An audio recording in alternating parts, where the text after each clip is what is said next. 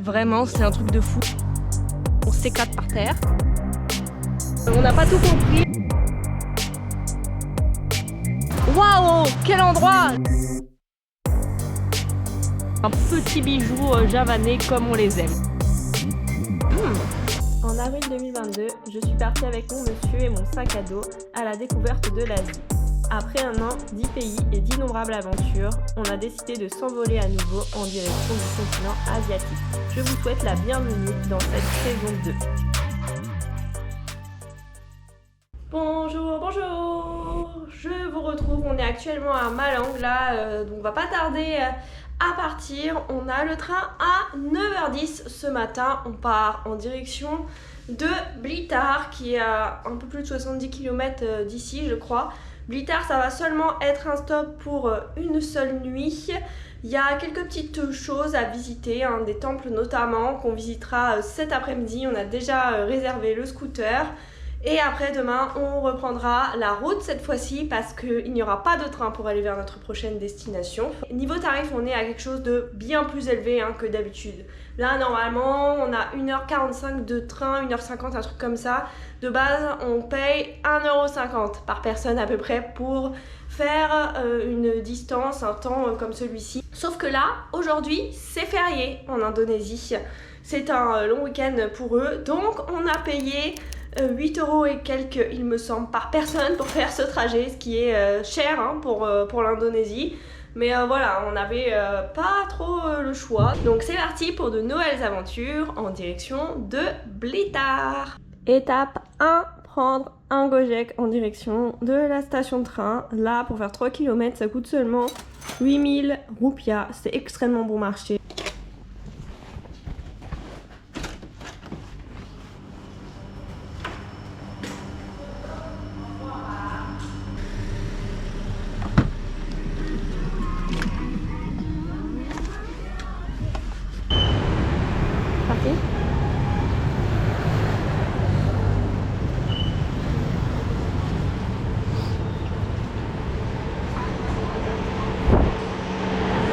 Là, comme d'habitude, on doit noter notre numéro de réservation, ça va nous sortir les tickets. On a réservé sur l'application Ticket.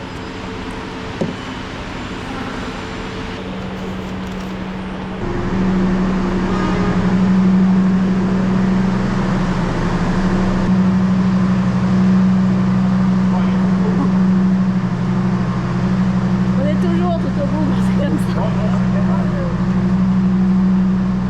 Jusqu'à Jakarta le train. Ah ouais. C'est loin, il fait une très longue distance lui.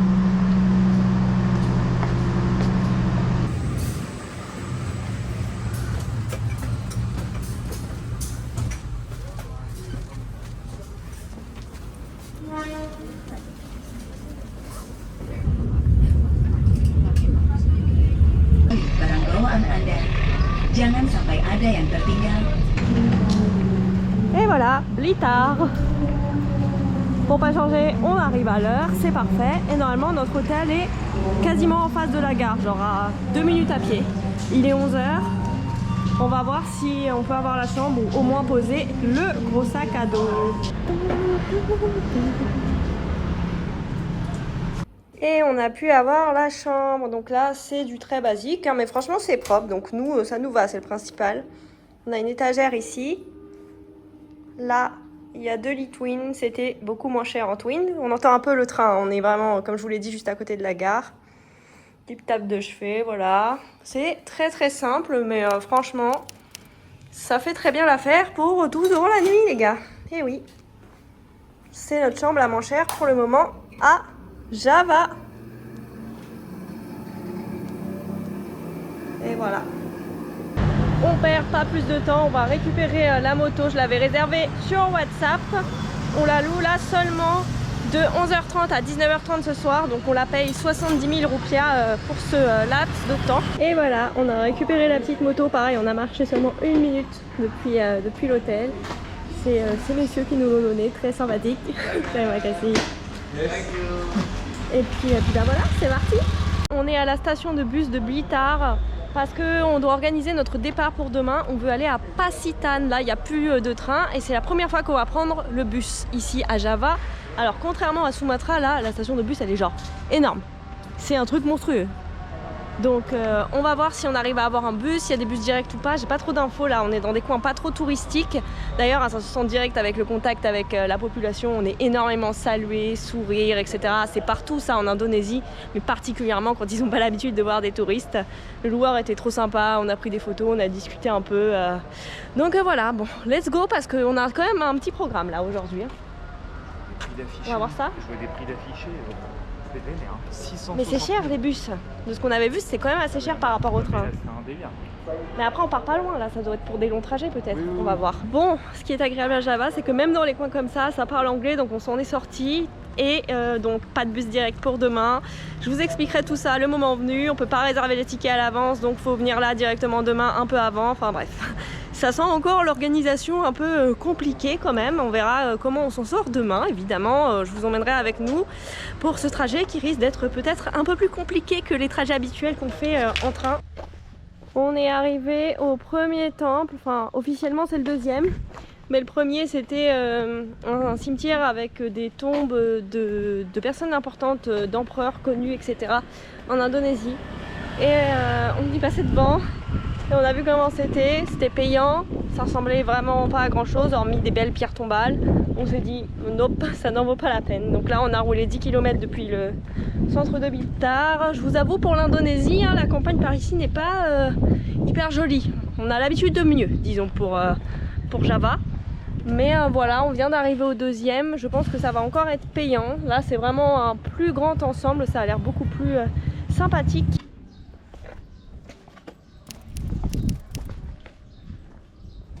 L'entrée, comme souvent en Indonésie, c'était sous forme de donation. Donc on a laissé 20 000 roupias, on laisse toujours ça quand c'est comme ça. Franchement, je suis étonnée, je m'attendais pas à avoir un ensemble comme ça perdu au milieu de la cambrousse dans une ville pas du tout connue. Là, vous voyez, on l'a juste en face, on va évidemment se rapprocher.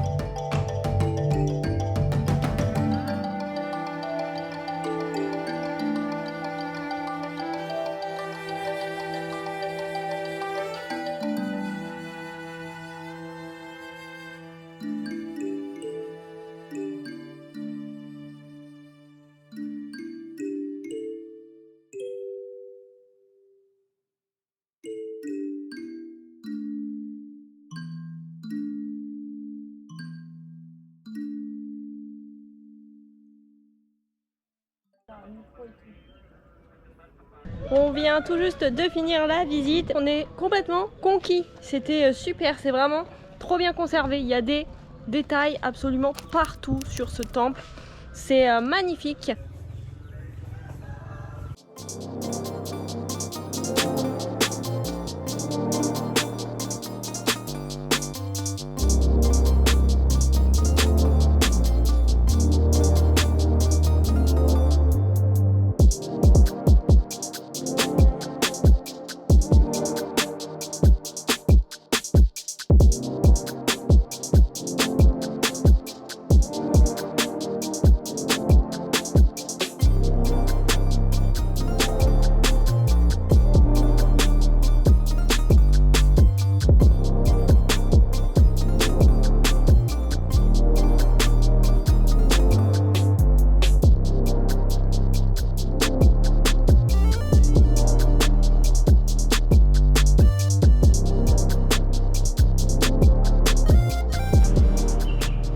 On s'est enfoncé un peu plus là, on est au niveau d'un autre temple, mais celui-ci est fermé.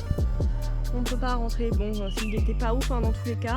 Et je retire ce que j'ai dit, la nature dans ce coin-ci était quand même beaucoup plus sympathique. On s'est pris d'ailleurs des thémanis sur le chemin et on en a 3 parce qu'on nous a offert. Voilà. On a eu une frayeur là sur la route, on voulait doubler et en fait ici le klaxon en Asie c'est vraiment utilisé en mode pour prévenir. Par exemple vous klaxonnez pour dire attention je vais doubler, ou si quelqu'un klaxonne c'est en mode il faut lui laisser la priorité en gros. Et donc monsieur klaxonne, il y avait un camion suivi d'une voiture, donc il klaxonne pour évidemment doubler les deux, sauf que la voiture n'a pas du tout pris en compte ce klaxon et a commencé à se déporter alors que monsieur était en train de doubler. Donc panique à bord, on s'est déporté encore plus. Sauf qu'il y avait un bas-côté un peu sableux et donc qui dit sable dit que ça dérape et donc on a commencé un peu à perdre l'équilibre et forcément on peut pas freiner parce que sinon on s'éclate par terre. Ça l'a fait mais belle frayeur quand même, belle frayeur. Bon je vous retrouve de bon matin en face de la route. L'hôtel est derrière moi, on attend là pour prendre le petit déjeuner. Vous pouvez se faire livrer directement ici, il y avait une carte dans la chambre avec des petites choses qui nous paraissaient plutôt pas mal. Donc on a commandé la nourriture à 8h45, je vous laisse voir l'heure. Sauf que évidemment nous à grand max 9h30 on doit être parti pour aller à la station de bus. Donc écoutez, peut-être qu'on ne va pas prendre de petit déjeuner, ça commence très bien cette journée. En attendant un petit café quand même. Hier soir j'étais pas mal fatiguée donc on a préféré se faire livrer, ça faisait longtemps qu'on n'avait pas fait ça. Et on s'est fait livrer des bento, c'était excellent. On a trop bien mangé hier soir, en plus il y avait un petit stand là pas loin qui faisait des martabak. Ça faisait longtemps qu'on n'en avait pas mangé, on en mangeait beaucoup à Sumatra, il y en a beaucoup moins à Java. On a pris chocolat, cacahuètes, tuerie, vraiment tuerie. Désaltéré un petit peu quand même. Le programme d'aujourd'hui, donc vous l'avez compris, on ne peut pas faire notre trajet jusqu'à Pacitan en direct. Donc on doit déjà prendre un premier bus jusqu'à Ponorogo qui est à 115 km d'ici. Sauf que quand j'ai demandé combien de temps ça mettait hier, on m'a dit 5 heures. 5 heures les gars, 5 heures. 115 km. J'ai l'impression qu'on retrouve là les temps de trajet qu'on avait à Sumatra. Donc ça me fait un peu peur. On va voir comment ça se passe, mais si c'est ça, vraiment, on va arriver très tard ce soir. Et ensuite, il nous restera 80 km à faire, un petit peu moins, je crois. Pour ce matin, on aura ce qu'on appelle telur peinet. Donc c'est une omelette comme ça, frite, avec le riz. Et on a aussi pris des petites box pour ce midi. Comme on est en bus, on ne sait pas comment ça va se passer. Donc voilà, ça fait très bien l'affaire. Et il est 9h12, un truc comme ça. Une demi-heure de retard.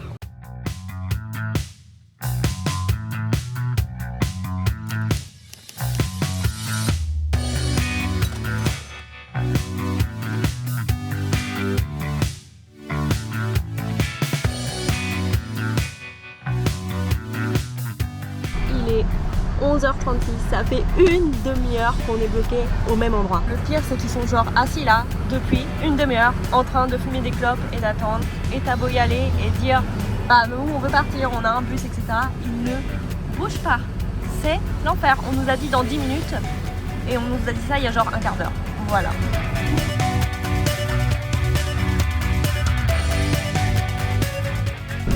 nous a changé de bus là, on est dans un vieux machin pas climatisé. On n'a pas tout compris, mais apparemment il y a un bus qui part pour Pacitan à 15h30 et en fait le bus dans lequel on était prend la route de montagne. Et donc apparemment on n'allait pas arriver à temps, je crois. Ça parle pas anglais donc on comprend pas tout. Donc là il est 12h46, donc bah écoutez, on croise les doigts pour que ça le fasse. Et là on est vraiment dans un truc déglingué quoi. Heureusement on est à la fenêtre, ça nous fait un peu d'air.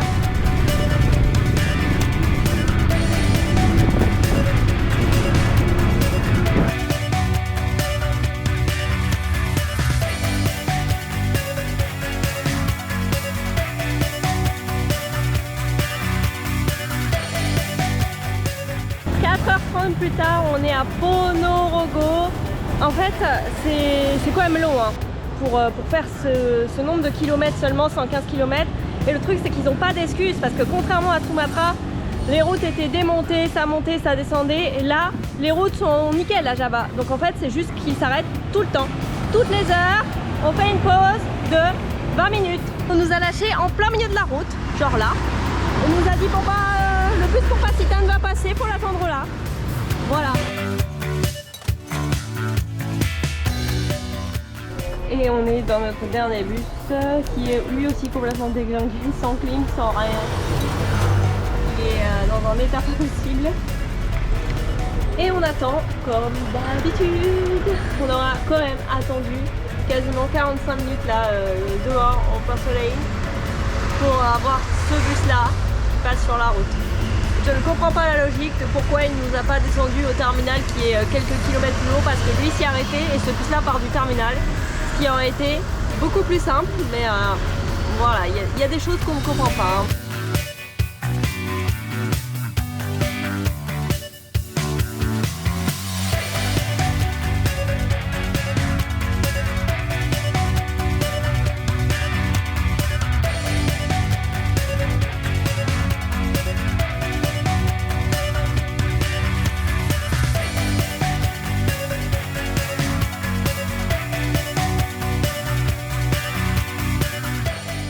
On est enfin arrivé, on aura galéré jusqu'au bout. Alors déjà on a mis 2 heures avec ce bus là, donc franchement c'est plutôt correct, on a pas mal roulé. Mais en plus de ça c'était de la route de montagne, hein, donc franchement il a bien géré. Ouais, c'était le meilleur des trois. Ouais, c'était le meilleur des trois, vraiment. Il nous a sauvé le truc et on s'est pas arrêté, en plus la route était magnifique, c'était meilleur trajet pour le coup, ça a rattrapé le reste parce que on a galéré une fois arrivé ici. Notre homestay où on est actuellement, il nous avait dit qu'il y avait Grab, Gojek pour aller jusqu'à l'hôtel. Sauf que bah on a galéré à avoir un chauffeur, on a attendu. Bref, on est arrivé. Là, l'homestay est en face de la plage. Évidemment, il fait nuit, donc on ne voit rien. Vous le voyez derrière moi. Là, je pense que ça fait un peu maison hantée avec ces rideaux blancs bizarres, mais je sais pas, le retour caméra, là, je trouve que ça fait très bizarre. Bref, on avait de base réservé une chambre privée très classique avec la clim parce qu'il y a aussi beaucoup de choses sans clim ici. Mais on a été upgrade dans un magalo, on va rester à Pacitan pendant 2 nuits parce que la chambre est en rénovation, donc gratuitement hein, évidemment. Donc franchement pour le prix, on est plutôt pas mal. J'ai hâte de voir l'extérieur parce que là du coup on n'a absolument rien vu. On peut louer des motos directement ici, donc là on va la récupérer dans 1 heure pour aller manger. On va la payer 70 000 roupias par jour et puis voilà, ce sera la fin de notre journée galère. Enfin, je vais toucher du bois parce que c'est pas encore tout à fait fini, mais je vous montre la chambre tout de suite. Et voici par ici déjà notre petite extérieur. Là on a la chambre. Franchement c'est très bien, c'est très propre. Puis bah, grâce à l'update on a ça pour vraiment pas trop cher quoi. Donc c'est cool. Petite salle de bain à l'extérieur. Et voici, c'est parfait.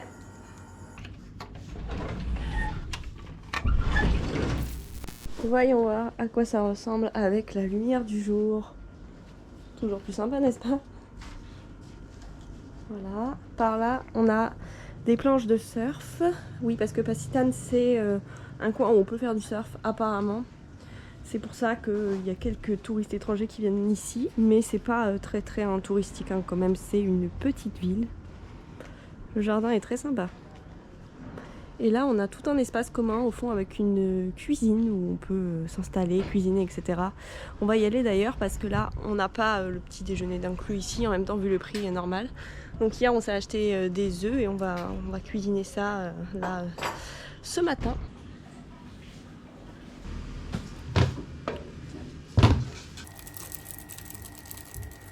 Et c'est parti pour la journée. Aujourd'hui, grosse boucle à scooter, on va faire un peu plus de 70 km. Là, on a seulement fait 1 km depuis l'hôtel. On va aller sur la plage principale de la ville, ce qui est rare pour l'Indonésie, mais la côte ici n'a pas été trop aménagée, trop bétonnée normalement, hein. Mais c'est gardé un petit peu à l'état sauvage et ça fait plaisir parce que c'est vrai qu'en Indonésie, ils ont tendance à tout bétonner, hein, ces endroits-là. Ouh, c'est beau. Ok. Donc voilà, ça c'est cool. Là vous voyez les calèches comme ça, dans toutes les villes, on en voit partout. Les Indonésiens adorent. Les soirs, vous les voyez, les chevaux, les pauvres chevaux avec les calèches. Sur les routes principales, au niveau du alun-alun, la place principale des villes en Indonésie. Ça fait un peu peine à voir, ils sont pas en très bon état, mais bon, c'est comme ça. La plage est magnifique, hein. C'est magnifique. Et vous voyez, en béton, il y a juste le petit chemin qui est là, sinon voilà. Trop beau.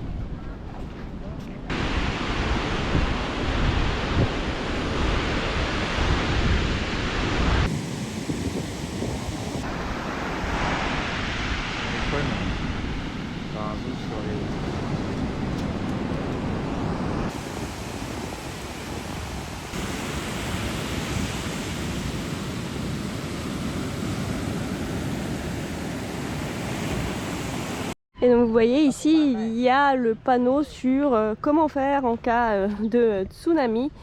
Oui, vous le savez, hein, Java c'est très susceptible d'être touché par les tremblements de terre. Et donc qui dit tremblement de terre dit risque de tsunami, surtout là le long de la côte, hein, évidemment. Donc voilà, il y a des petits panneaux un petit peu partout dans la ville pour savoir comment réagir, quelle route prendre pour évacuer si jamais il y avait une alerte, ce genre de choses.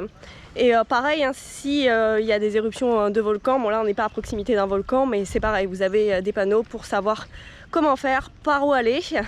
Ce qui est très bizarre parce que par exemple à Sumatra, ce n'était pas du tout le cas. Pourtant c'est tout autant susceptible d'être touché par un tsunami ou un tremblement de terre, mais clairement Sumatra, vous vous débrouillez, il y a zéro indication.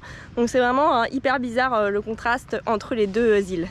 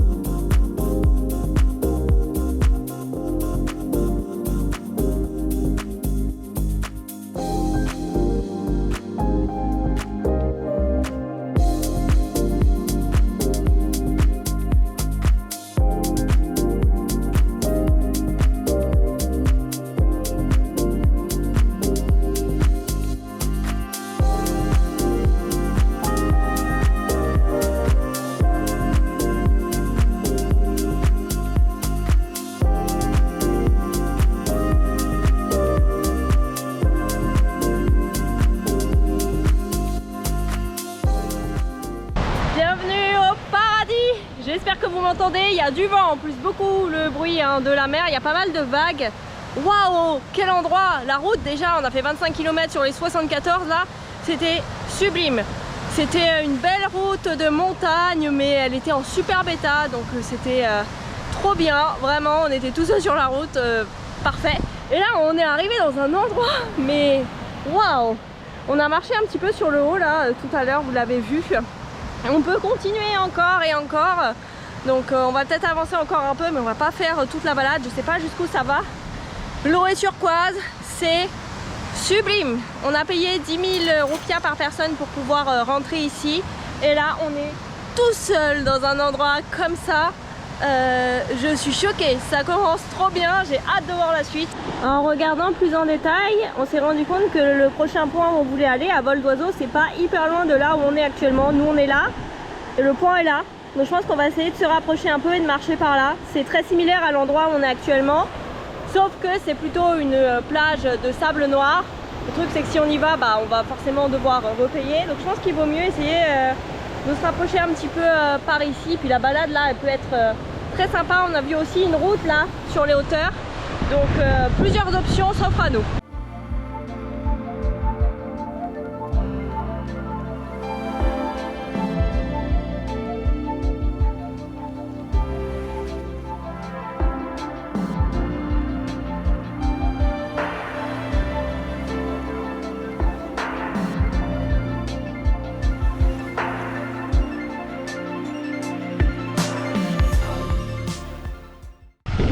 On a choisi la route, c'était pas simple là, cette côte.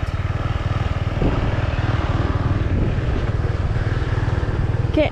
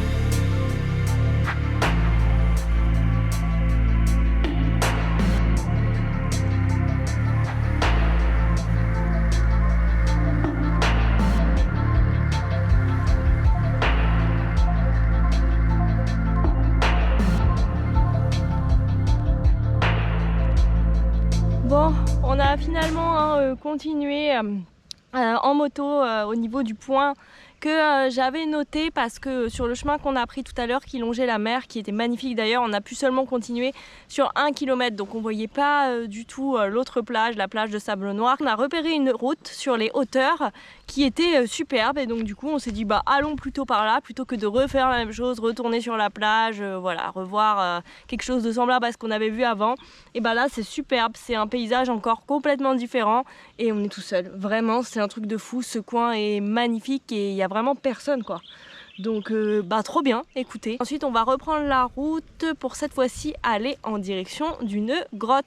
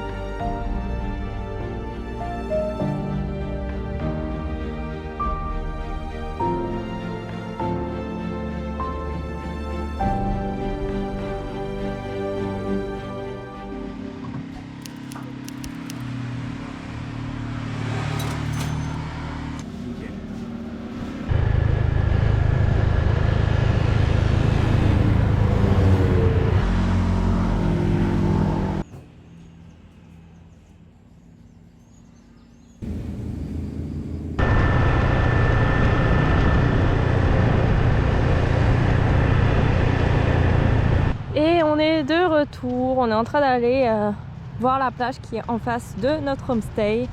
La route était exceptionnelle tout du long, du début à la fin. La boucle qu'on a fait était vraiment trop géniale. Il est déjà 16 h, hein. On a fait pas mal de choses quand même aujourd'hui, mais l'environnement ici est exceptionnel.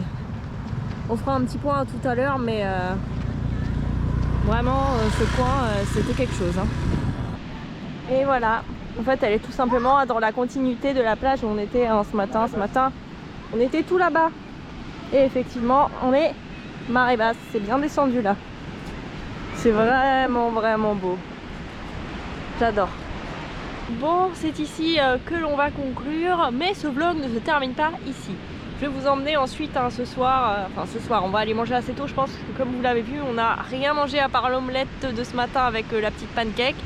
Donc voilà, qu'est-ce que je voulais dire? Oui, je vais vous emmener dans le restaurant où on est allé hier soir, une petite pépite. Je dis ça dans tous les vlogs, je le sais, mais vraiment là on mange trop bien à Java et vraiment le rapport qualité-prix c'était un truc de ouf. Donc on va y retourner ce soir et évidemment je vais vous montrer tout ça, on va se faire un vrai festin. Hormis ça, pour conclure, d'abord Blitar, donc la demi-journée qu'on a passé là-bas, une nuit. Franchement c'était cool, monsieur a vraiment bien aimé, moi ça a été, mais voilà, pour nous c'est pas un incontournable, même si le temple qu'on a vu était superbe. C'est rare qu'on voit des temples comme ça faisait longtemps qu'on n'en avait pas eu un comme ça. Donc on a quand même passé une bonne journée, ça nous a surtout permis de nous avancer sur la route vers Pasitan, parce que sinon on aurait mis encore plus de temps. Et Pasitan, là par contre pour nous c'est vraiment un incontournable. On a passé une superbe journée, c'était trop bien du début à la fin, tout ce qu'on a vu, les plages, les paysages, l'ambiance, c'est hyper sauvage. Il n'y a pas de touristes ici, il n'y a que des Indonésiens. Vraiment pour moi c'est un coin hyper authentique, hyper sauvage, pas dénaturé du tout, avec une superbe ambiance, plein de choses à voir, plein de choses à faire. Donc vraiment la situation là c'est quand même un peu isolé, on va pas se mentir. Mais être ici avec des plages aussi belles et des montagnes comme ça et des routes sublimes, hein. Enfin vraiment il y avait tout. Pour nous il y avait tout. On a trop adoré. C'est une pépite, un petit bijou javanais comme on les aime.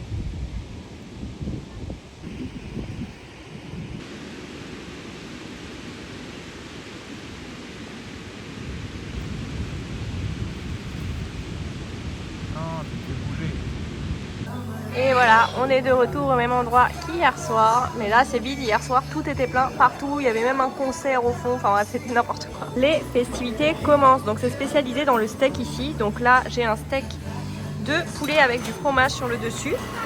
Ah non c'est pas du poulet, c'est du bœuf, ouais c'est vrai. C'est juste que ça fait penser à du poulet avec la panure comme ça. Une petite assiette de frites juste ici. Et en fait là on a une sauce qu'on doit verser directement sur le steak. Là on a pris un steak classique qui lui n'est pas crispy, on a pris bœuf. Et monsieur s'est pris une assiette de mi-goreng, donc les nouilles frites. Donc monsieur s'est pris un paquet avec le steak crispy poulet. l'ice tea compris et la glace que je vous montrerai plus tard pour 26 000 roupias. Franchement les prix, je vais vous les noter à l'écran comme d'hab, hein, les prix sont ridicules, vraiment.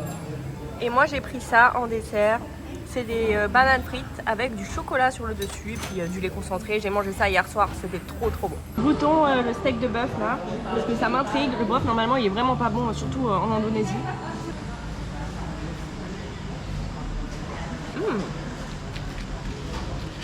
C'est choquant d'avoir ça là.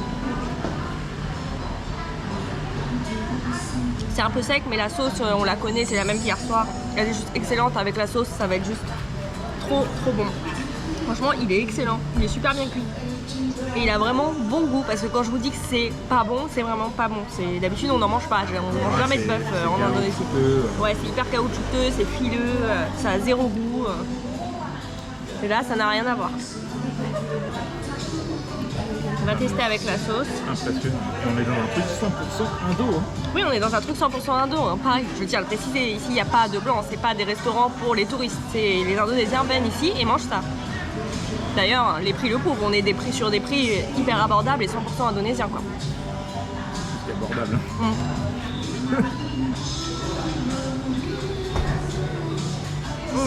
Non mais la sauce c'est excellent. Ça fait trop bizarre de manger des trucs comme ça en Indonésie. Enfin, pendant notre voyage tout court, parce que vraiment c'est des trucs qu'on pourrait largement trouver en France dans nos restaurants. Pour vous donner un ordre d'idée un petit peu, ça pour nous c'est au-dessus d'un buffalo gris en France. C'est beaucoup plus goûtu, beaucoup moins gras. Bon, goûtons le Bob Crispy. Hier monsieur avait le même, mais sans fromage. Oh bah non. Là il y a le fromage sur le dessus. Bon, je vous avoue le fromage on n'a pas trop de goût. Pas trop une surprise. Mais il est bon. Ça n'apporte pas grand chose quoi. La petite glace de monsieur, enfin grosse glace, hein, il y a 3 parfums, vanille, chocolat, fraise, donc franchement c'est bien sympa. Bon, c'est sur ce que va se terminer cette très bonne journée. Moi je vais donc vous laisser ici et on se retrouve dans le prochain vlog.